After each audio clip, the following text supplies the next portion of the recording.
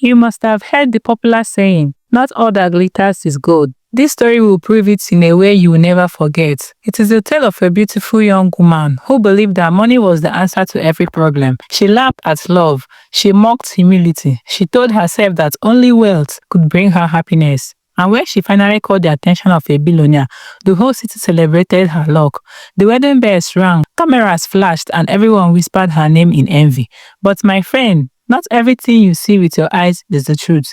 Behind the fine clothes, the luxury cars, and the golden smile, some secrets are buried so deep that even the night itself trembles to reveal them. This is not just a story of love. It is a story of greed, of ambition, and of a truth so shocking that it left the entire city talking. If you are new here, please subscribe, like this video, and turn on your notification bell because more stories like this will keep you awake at night. Let's dive into the story. Blessing was a young woman born in the not-so-developed part of the city, but her life was far from easy.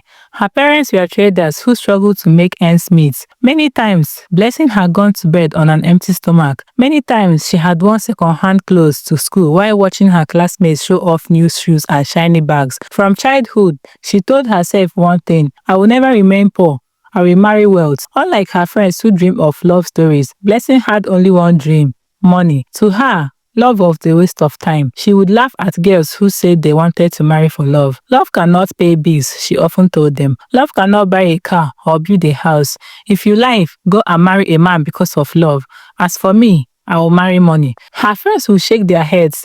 Blessing, be careful. Not every rich man is what he seems. But Blessing would wave her hand and laugh. Jealousy. You will see me one day. I will live in a palace. I will ride in a big car. I will wear gold from head to toe. One evening, fate brought her chance. She was serving drinks at her friend's party in the heart of the city when she saw him, Chief Olisa, a billionaire in his late 50s. He was tall, dark, and dressed in white agbada that shimmered like silk. His shoes shone like glass, and the bodyguards around him moved like shadows. People whispered as he walked in, "That's him, Chief Olisa, the man of wealth." Blessing's heart skipped. She stared at him, her hands shaking so badly that the drink in her tray almost spilled. As she moved closer to serve him, Chief Olisa's eyes lifted. For a moment, their gaze locked. His lips curved into a smile, slow and knowing. From that night, Blessing's life began to change. Chief Olisa sent gifts to her house, boxes of clothes, shoes, perfumes. He sent drivers to pick her up in flashy cars. He took her to expensive restaurants where the chandeliers sparkled like stars. Blessing's friends watched in shock. "Blessing, is this the man you are seeing?" one asked, wide-eyed. Blessing smiled proudly. "Did I not tell you? One day I will marry a billionaire. And now, God has answered my prayers." Her friends whispered among themselves. Some were happy for her, others were jealous. But all agreed on one thing: Blessing's life had changed forever. But her mother was not so quick to celebrate. One evening, Blessing returned home with gold earrings and a purse full of cash. Her mother looked at her and frowned. "My daughter, listen to me. Money is good, but not all money is clean. Are you sure this man is right for you?" Blessing waved her hand impatiently. "Mama, you worry too much.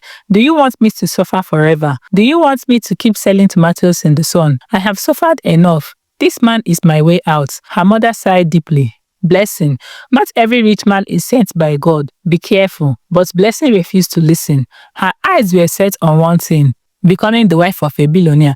And soon, her dreams came true. One bright afternoon, Chief Olisa surprised her with a ring so heavy it glittered like fire. "Blessing," he said in a deep voice, "you are the one I want to spend the rest of my life with. Please marry me." Blessing gasped, her hands covering her mouth. She nodded quickly, tears running down her face. Not from love, but from triumph. "Yes, Chief, I will marry you." The news spread across the city. People gasped, some clapped in excitement, others gossiped in envy, but everyone agreed on one thing: Blessing had won a jackpot. From that day, she was no longer just Blessing. She was the soon-to-be bride of a billionaire. The news spread like wildfire across the city. Blessing was marrying Chief Olisa, the billionaire. The gossip filled every corner: hair salons, bus stops, offices, and markets. "Do you know Blessing? That young girl with fine shape." "Yes, the one that sells tomato at the market." "Yes, I heard she caught Chief Olisa." "Hey, whoa, she is truly favored. Her luck is strong."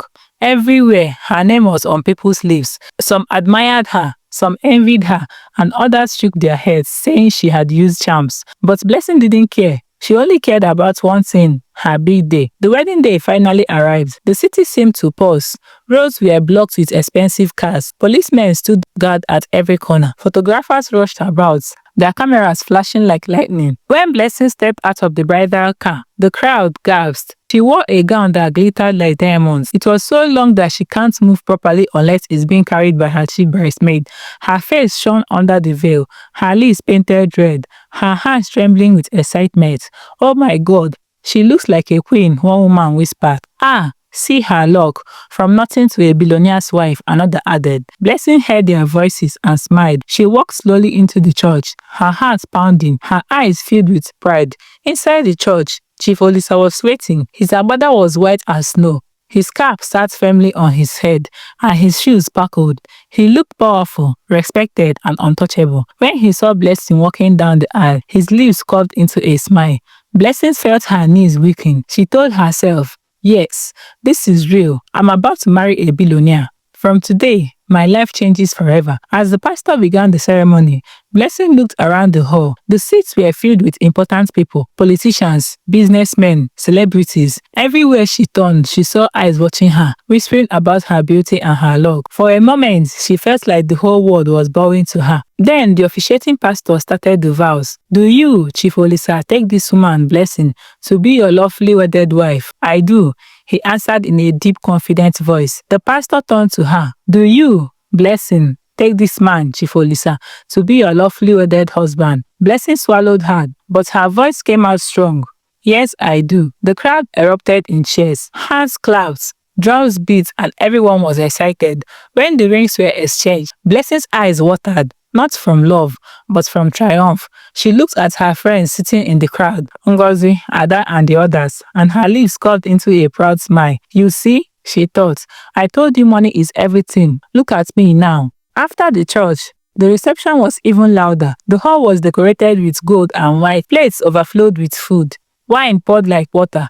Musicians sang praises of Chief Olisa and his new bride. Blessing danced like her feet were on fire. She threw her hands into the air laughing, spinning, showing the world that she had arrived. Money rained on her. Bundles of notes showered from the air. Guests clapped and cheered, shouting in their loudest voice. Blessing danced harder, her gown swaying, her eyes glistening with tears of joy.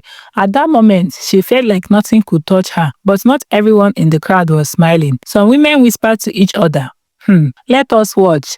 This kind of marriage is not always what it seems. Others frowned, saying, she is too young. She doesn't know what she's entering into. Blessing ignored them. In her heart, she told herself, jealous people, let them talk. I have won. When the night finally ended, Blessing sat in the back seat of the car beside her new husband. Her hands clutched the heavy ring on her finger. Her eyes wide with excitement. She turned to Chief Olisa and whispered, thank you, Chief. You have given me the life of my dreams. He looked at her and smiled faintly, but his smile carried a weight that Blessing could not understand. For a brief moment, the car lights flashed across his face, and Blessing thought she saw something different in his eyes, something dark, something hidden. Her body shivered, but she quickly brushed the thoughts aside. This is just excitement, she told herself. I am only nervous. But deep inside her chest, her heart beat faster than normal. The wedding was over. The noise of the city had calmed. And then came the part that Blessing had been dreaming of, the honeymoon. She had told her friends many times, one day I will travel, I will sleep on sick beds, I will swim in golden pools. Now it was no longer a dream. Chief Olisa took her to a private resort, far away from the chaos of the city. The journey itself felt like a movie. Expensive cars followed behind them. Policemen cleared the road ahead. When they finally arrived, Blessing almost lost her breath. The gates of the resort were taller than houses. Guards bowed low as the car drove in. The air smelled of roses. Everywhere she looked, there was beauty. Marble floors, glass walls, flowers in full bloom. When the car stopped, servants in white uniform rushed forward. Welcome, madam, they said, bowing deeply. Blessing smiled, lifting her chin. In that moment, she felt like a queen. Inside, the resort was more than she had imagined. White curtains danced with the wind.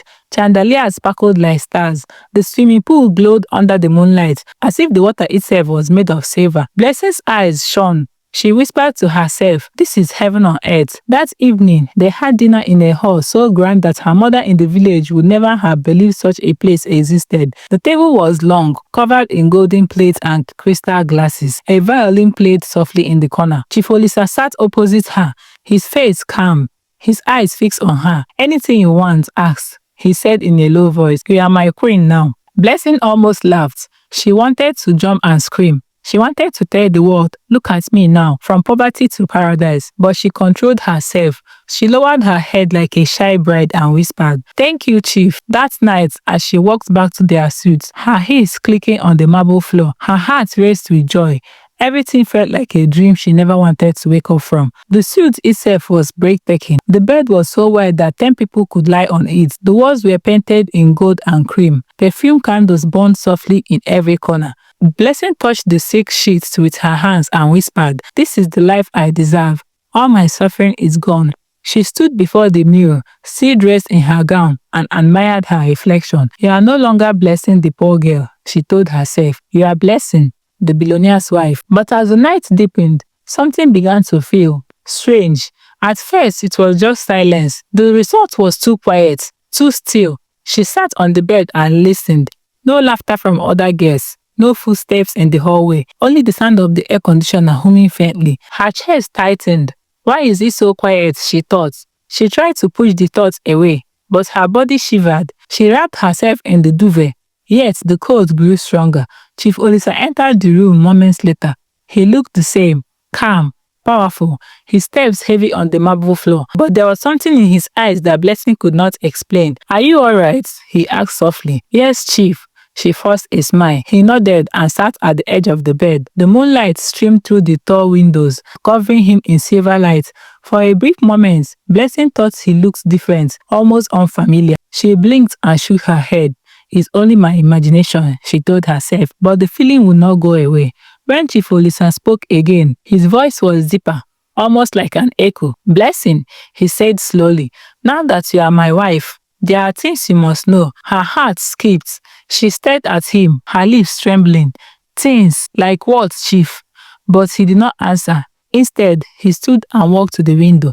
He pulled the curtains aside, letting the moonlight pour in. Blessing's body shook as she hugged the duvet closer. Why does the night feel so cold? She whispered. Chief Olisa turned back, and for a second, his eyes caught the light. Blessing's heart stopped. What she saw in them was not the gentle smile of her husband, but something darker, something she could not understand. She gasped, clutching the duvet. A question arose in her throat, but her voice was too weak to speak. In that silent, heavy moment, Blessing realized her dream life was not as perfect as it seemed. Something was hiding behind the wealth, something she was not ready for. Blessing could not sleep that night. The bed was soft. The sheets smelled of roses, yet her heart refused to rest. She turned from side to side, her eyes wide open. Every shadow in the room seemed alive. Every sound made her jump. Chief Olisa lay beside her, calm as stone, his breathing slow and steady. But even in his stillness, Blessing felt uneasy. She whispered to herself, why does my heart beat like this? Why do I feel fear when I should feel joy? The next morning, she forced a smile and acted normal. She walked around the resort in her silk gown, admired the flowers, took pictures with her phone and posted them online. Her friends back in the city filled her inbox with messages. Wow, Blessing, you are living the dream. Your husband is truly a billionaire. See enjoyment. My sister, you are blessed indeed. Blessing read their words and laughed, pretending to be happy. But deep inside, the uneasy feeling had not left. Later that day, she noticed something strange. The resort, as big and beautiful as it was, seemed empty. No other couples were there.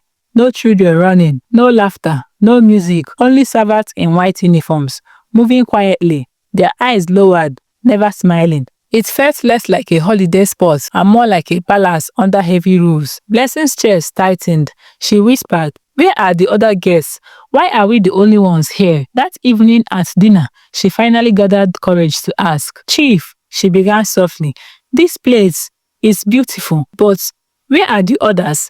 Why is it only us? Chief Olisa looked at her for a long moment. His spoon hovered in the air before he slowly let it down. A faint smile touched his lips, but his eyes remained unreadable. My queen, he said, this place is not for everyone, only for me. and those I choose to bring here." His words sent a chill through her body. She forced a laugh. "Oh, I see," she replied, though her voice shook. But in her heart, she didn't understand. Why would a resort be only for him? That night, the strangeness grew deeper. As Blessing walked down the hallway towards their room, she heard something, low voices whispering. She stopped, her ears straining. The sound came from behind a heavy wooden door. She pressed closer, her hands trembling. At first, the words were unclear, but then she caught a sentence. "Tonight, she must not know yet." Blessing's blood ran cold. She pulled back quickly, her heart jumping in her ears. Before she could move, the door creaked and one of the servants stepped out. His eyes met hers for a split second, sharp, cold, and almost warning. "Madam, do you need help?" he asked in a flat tone. Blessing shook her head quickly, forcing a smile. No, I'm fine." The servant bowed slightly, but his eyes lingered on her longer than necessary before he turned away. Blessing's legs shook as she hurried back to her room. When she entered, Chief Olisa was already there, sitting in an armchair, his hands clasped together, watching her. "You are late," he said quietly. I was just walking around," she replied, trying to sound calm. His lips curved into a smile, but it was not the kind of smile that brought peace. It was the kind that hid something behind it, something Blessing could not see. He stood, walked over to her and touched her cheeks gently. "You are my wife now," he whispered. "Never forget that." Blessing forced a nod. "Yes, Chief." But as his hand lingered on her face, her body stiffened. Deep inside, she knew something was wrong. Something about this marriage, this honeymoon, this palace of dreams was not what it appeared to be. That night, as she lay in her bed, Blessing stared at the ceiling, her mind racing. She whispered into the darkness, "God, what have I entered into?" And though she tried to calm herself, one thought refused to leave her mind. The shadow behind Chief Olisa's smile is growing darker. The night was heavy, darker than any night Blessing had ever known. The chandeliers in the suites flickered as though the fire inside the bulbs feared to shine. The wind outside howled, shaking the tall windows, and the curtains swayed like restless spirits. Blessing sat on the edge of the white silk bed, her hands gripping the sheets so tightly that her knuckles turned white. Her heart pounded in her chest. Every sound in the room seemed louder. The ticking clock, the faint hiss of the air conditioner, the echo of her own breath. She whispered to herself, "Something is wrong. Something is terribly wrong. This place is not what I thought." Her whole body trembled. She wanted to call her friends, to hear a familiar voice, but there was no network. The 4 bars remained empty, mocking her. She was trapped in this palace of gold that now felt like a cage. Suddenly, the door creaked open. Blessing's head snapped up, her eyes wide. Chief Olisa stepped into the room, tall and calm, his face half hidden in the shadow. He closed the door behind him, and the sound echoed like thunder in her ears. For a long moment, he did not speak. He only stood there, watching her. His silence was heavier than any words. "Chief," Blessing's voice was shaky. "You are scaring me. What is happening here? Why does this place feel strange?" Chief Olisa moved slowly to the window. He drew the curtains apart, letting the pale moonlight pour in. The silver glow fell across his face, and Blessing's heart stopped. His eyes seemed to glimmer unnaturally, like fire hidden underwater. Finally, he spoke, his voice low, steady and chilling. "Blessing, you wanted wealth. You chased me, not for love, but for riches.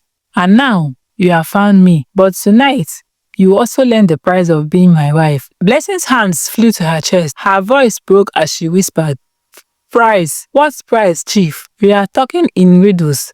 Please, stop frightening me." Olisa turned, his steps echoing on the marble floor as he walked towards her. The calm, charming smile she once admired was gone. In its place was a cold expression, a face that carried shadows or secrets untold. "My wealth," he began, pausing as though the words were heavy, "did not come by hard work alone. No man becomes this rich in one lifetime by ordinary efforts. I made a covenant." Blessing's breath caught. Her whole body stiffened. "Covenant? Yes," Olisa said firmly. "A covenant that demands something each time I take a new wife." Blessing's knees buckled. She stumbled back until her body pressed against the bedpost. Tears gathered in her eyes. "No, Chief, this is not true. You are just testing me.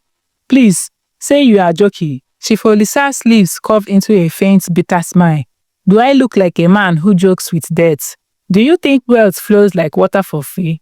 Every mansion you admire, every car, every diamond, it all came with a price. He paused, his eyes piercing hers. My wife's never lasted, blessing. Each one paid the price for my riches. And now it is your turn. Blessing scream tore through the room, but died quickly in the thick air. She covered her mouth, shaking her head violently. No, no, no, Chief. You can't mean this. I thought you loved me. I thought I was special. Chief Olisa stepped closer, his shadow swallowing her. His voice was almost a whisper, but each word stabbed her heart. Love, blessing. Love cannot buy power. Love cannot keep wealth. You are here because you wanted money, and money always comes with blood. Her tears flowed freely now. She fell to her knees, her voice cracking with desperation. Please, Chief, spare me. I will change. I will be a good wife. I don't want money anymore. I just want to live. But Chief Olisa stared down at her, his expression unreadable. The candles flickered violently, as though the wind itself was listening to their conversation. Blessing felt the cold deepen in the room. She hugged herself, shivering. Suddenly, she remembered the whisper she had heard in the hallway. The servants, their voices. Tonight, she must not know yet. Her stomach twisted with terror. It had been about her. They had all been waiting for this night. Her voice broke in sobs. So, all the others before me, they fed the covenant, Olisa interrupted, his tone sharp. Their lives bought the wealth you are now enjoy. Without them, there will be no Chief Olisa, no billionaire, no paradise. That is the truth you were too blind to see. Blessing covered her ears, shaking her head. Stop, stop, I don't want to hear more. But Olisa bent down, forcing her to look into his eyes. His face was inches from hers, his breath heavy. Look at me, Blessing. Look into my eyes. Do you not see the shadow? Do you not feel the cold that surrounds me? You thought you were entering heaven, but you have walked into a prison built with blood. Blessing's body shook violently. She tried to crawl backward, but her legs were weak. Olisa straightened, his tough frame towering over her. From tonight, you are no longer just a bride. You are part of the covenant. Whether you survive it or perish like the others will depend on you. The walls hung in the air like a curse. Blessing sobbed uncontrollably, her tears wetting the sick bed. She felt the walls closing in, the golden palace now looking like a tomb. The candles burned lower, shadows dancing on the walls. The air grew colder, and the hollowing wind outside grew louder, almost as if the night itself was laughing at her pain. Blessing opened her mouth to scream again, but her voice cracked, echoing weakly against the walls. God, help me. What have I entered into? She whispered. Olisa's eyes gleamed with finality. You chose wealth. Now wealth has chosen you. Welcome, Blessing, to the life you desired. As his words sank in, Blessing collapsed to the floor, trembling, her tears mixed with fear, her mind spinning in darkness. Outside, the city slept peacefully, unaware that behind the walls of a billionaire's palace, a young bride had just discovered the most terrifying truth of her life.